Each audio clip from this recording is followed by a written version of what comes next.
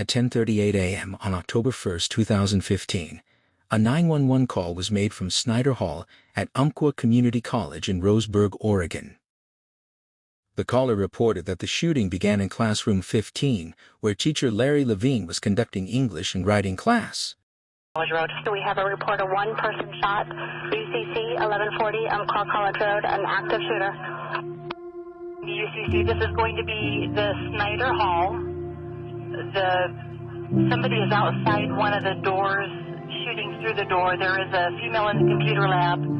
We do have one female that has been shot at this time. 1174, medical aid. This is for an active shooter at UCC. The suspect, who was a student in the writing class, entered the classroom and fired a warning shot. Some witnesses said he then forced fellow students to the center of the classroom. Before he opened fire on the other students, he deliberately spared one student's life so that the student could deliver a package from him to the police. He forced this student to sit at the back of the classroom and watch as he continued shooting with two handguns.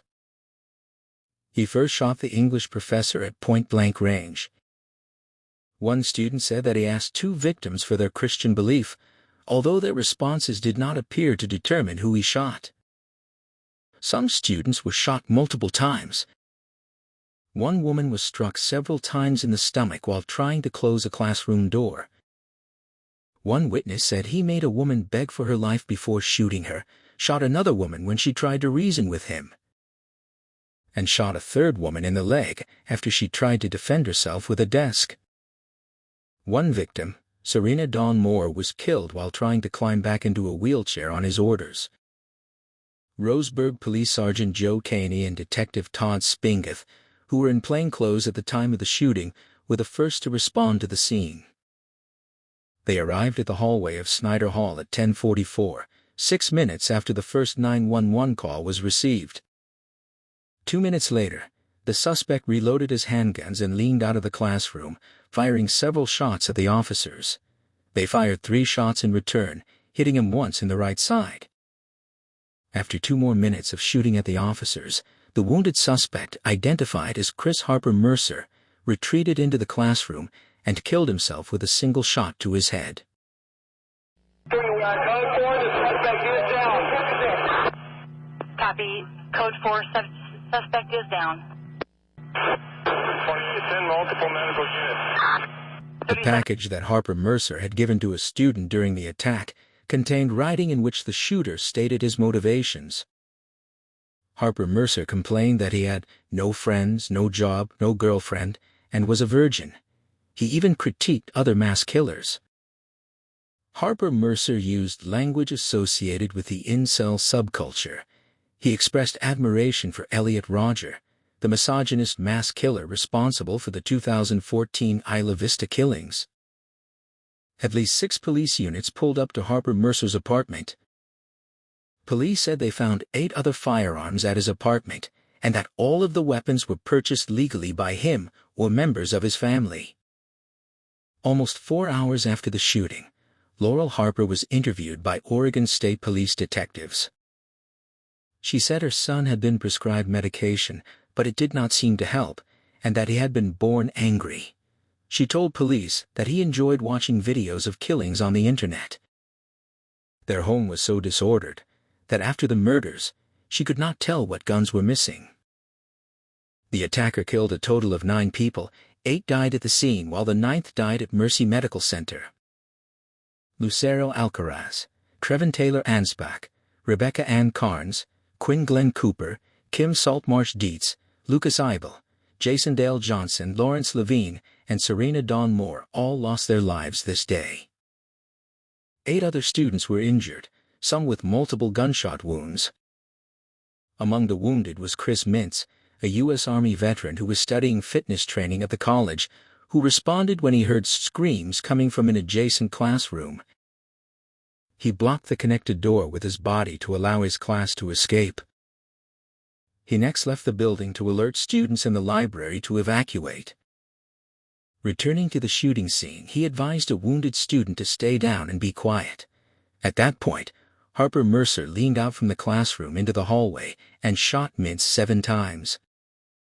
Mintz pleaded that he not be killed on his son's birthday, and said an emotionless Harper Mercer withdrew back into the classroom.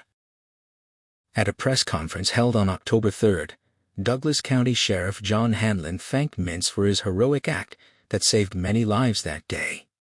Later, the Army veteran was shot 7 times, trying to save his college classmates from a madman on a shooting rampage. We do have one female that has been shot at this time. According to witnesses, Mintz blocked his classroom door and told the gunman, "You aren't getting by me." Tries to block the door to keep the gunman from coming in, gets shot 3 times, hits the floor. Mintz's aunt and cousin in North Carolina say they're in shock.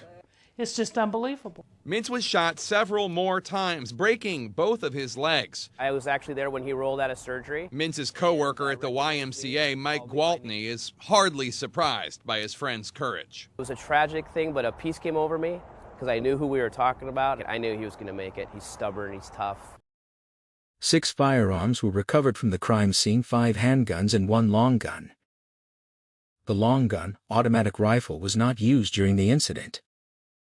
Harper Mercer also had a flak jacket and enough ammunition for a prolonged gunfight, police stated. There's been another mass shooting in America, this time in a community college in Oregon. That means there are more American families, moms, dads, children, whose lives have been changed forever.